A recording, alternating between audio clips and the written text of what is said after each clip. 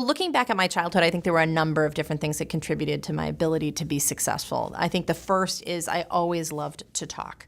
I loved telling stories. I loved communicating with people. I always just had the gift of gab.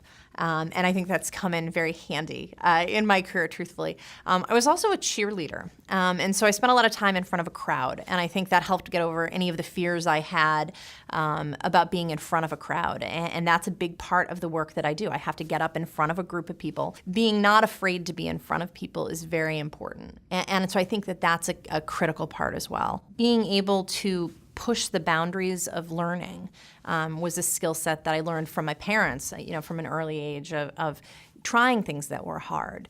Math can be hard, science can be hard, and I think oftentimes girls shy away from that because it gets challenging. I see it with my own daughters who will come home and say, I don't think I like math.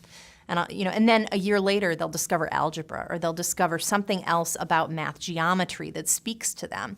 And so having the courage to step in and not shy away from it, because you may find something along the way, be it biology, psychology, chemistry, that speaks to you. And having the perseverance to push through the things that might not. There are certain parts about science that don't speak to me.